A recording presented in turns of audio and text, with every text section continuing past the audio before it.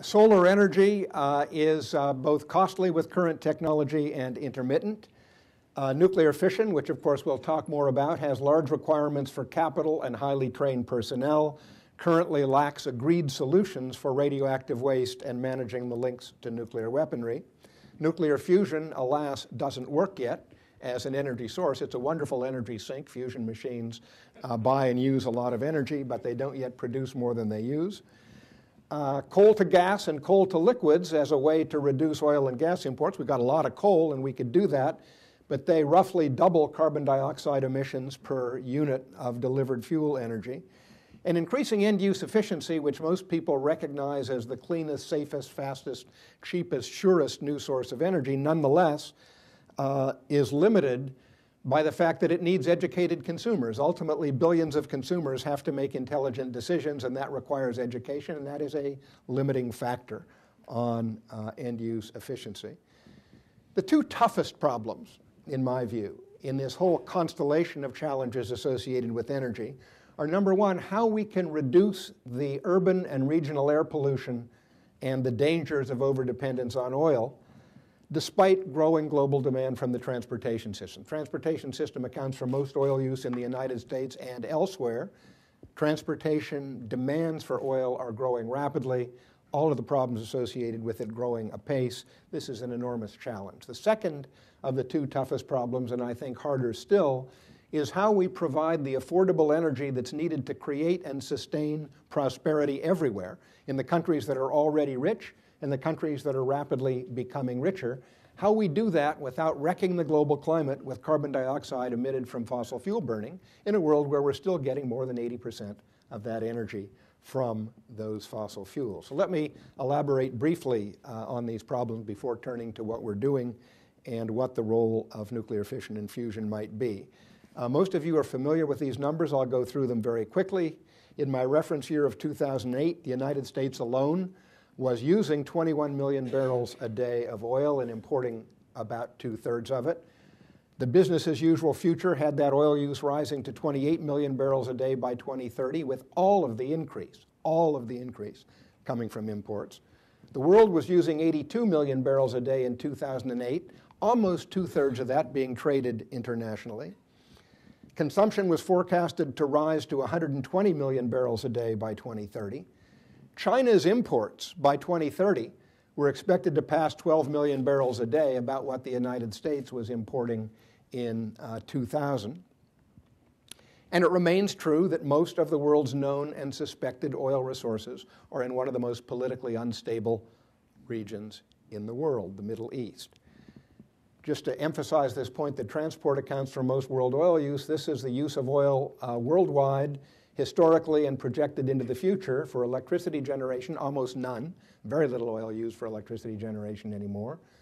Transportation, that great wide orange band, and then industrial, commercial, and residential uses, transportation overwhelmingly the dominant source of oil use. What's it doing to the environment? Most of it's used in transport vehicles. As we've seen, they're the largest sources of oxides of nitrogen and hydrocarbon air pollution. Number of cars in the world is soaring, producing increased congestion and thereby even more pollution than if there were less congestion. I was in Beijing 10 days ago. It's gridlocked most of the time, and you can't see the hills and mountains surrounding Beijing most of the time. In fact, often you can't see the buildings half a mile away in Beijing. And the number of cars registered in Beijing has recently been increasing at between 30% and 50% per year, if you can imagine that. The combustion of petroleum fuels accounts for something in the range of 40% of the CO2 emissions from energy, about the same as coal, and that's expected to continue under business as usual. If you just look at the problem of acid precipitation, this shows wet and dry reactive nitrogen deposition from the atmosphere. On the left in the early 90s, in the right projected for 2050. All you have to know about the scale is that yellow is worse, orange is terrible, brown is awful. And you look at the projected patterns of deposition for 2050, this is a huge potential problem for the world. Turning to climate change, the essence of the matter is that global climate is changing rapidly compared to natural variations that have occurred over geologic time. Humans are almost without doubt responsible for most of the change. Carbon dioxide emissions are the largest driver of that change, and 75 to 85% of those carbon dioxide emissions are coming from the combustion of fossil fuels. The rest, most of the rest, except for a bit from cement production, is coming from deforestation, largely in the tropics. Those fossil carbon dioxide emissions are immense in absolute quantity, about 31 billion tons of CO2 per year in 2008, difficult by virtue of that enormous volume to capture and to store. And the further aspect of this challenge, which many people, I think, underrate, is that our fossil fuel dependent global energy system, 80% fossil fuel dependent system, represents a capital investment in the neighborhood of $15 trillion. That's what it would cost you if you had to replace all the power plants, transmission lines, oil refineries, pipelines, coal mines in the world. You'd have to invest $15 trillion. And ordinarily, that $15 trillion investment takes 30 to 40 years to turn over. You can't turn over a $15 trillion investment overnight, no matter how badly you want to do it. And that means if we want the energy system to look very different in 2050 than it looks today, we need to start changing it now. And the bottom line in this climate change challenge is that avoiding the biggest risks from climate change requires that we start sharply reducing the ratio of carbon dioxide released to energy used, starting essentially immediately. Just a few points from climate science. There's no question that the Earth is getting hotter. This is the global land and ocean temperature index out to 2009, which was the second hottest year in the roughly 130-year instrumental record. That is the thermometer record. Before 1880, there weren't enough thermometers around to define a meaningful global average. That's why the thermometer record starts in 1880. 2007 tied with 1998 for third place. The 15 hottest years in the whole 130 all occurred since 1990. And we know why. This is a pretty busy diagram, but it conveys a very important conclusion. The top shows our current best understanding of the forcings on climate. Forcing, for those who are not climatologists, literally means how hard we're pushing on the climate by various things we do. You don't have to worry much about the units there. The forcing by greenhouse gases is the red line rising steadily through the picture. This is the same 130 years of the thermometer record that's being reflected here. The blue lines going downward are volcanic eruptions, which throw fine particles into the atmosphere and temporarily cool the Earth, so they're negative forcing. The solar forcing, as best we understand it, is there. And what is on the bottom is both the observed temperatures over this 105 years and the results of computer simulations that were fed these forcings, the natural forcings, the human forcings, and the match is very good indeed. It's hard to look at this and imagine that we don't have a pretty good handle on who is doing what and to whom in terms of the influences on the climate that are changing the average temperature of the Earth. Furthermore, this is not a problem just for our children and grandchildren. Harm is already occurring. Around the world, we're seeing variously increases in floods, in wildfires, in droughts, in heat waves, pest outbreaks, coral bleaching events, the power of the strongest typhoons and hurricanes, the geographic range of tropical pathogens, and all of this plausibly linked to climate change by theory, by models, and by observed fingerprints. That is, the patterns in which these things are changing are pretty much as predicted. The patterns would change under the influence of increasing quantities of greenhouse gases in the atmosphere. Bigger impacts are in store if we continue on the business as usual trajectory. This shows 2 centuries, 1900 to 2000, the history, and then 2000 to 2100, various projections of the Intergovernmental Panel on Climate Change. You see that the mid-range of those projections soars through the 2 degrees C increase in global average temperature at about 2050. The last time the world was that warm was 130,000 years ago. At that time, sea level was 4 to 6 meters higher than it is today. By the end of the century we're now in, 2100, the middle of the range is 3 degrees Celsius above the 1900 level. The last time it was that warm was 30 million years ago. At that time, there were crocodiles swimming off of Greenland, palm trees in Wyoming, very different world. And sea level was 20 to 30 meters higher than today. That's not to say that sea level will reach those levels as soon as the temperature reaches that level. The lag in the ice disappearing is generally in the range of thousands of years, but we will come back to the point of how fast the sea level could go up. What's expected in the future is a great deal more of all the kinds of harm we're already seeing. Hotter summer, this shows the percentage of summers warmer than the current 95th percentile warm summers around the world under a 2 degrees C global average warming. You see most of the world will have 90% of their summers or more hotter than the current 95th percentile.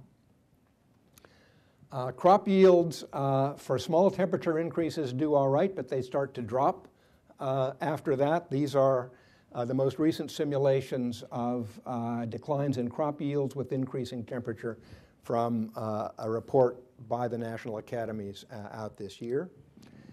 And the longer term, this is my favorite sea level diagram because it's animated. This was produced by a former doctoral student of mine, now Dr. Jeff Balicki.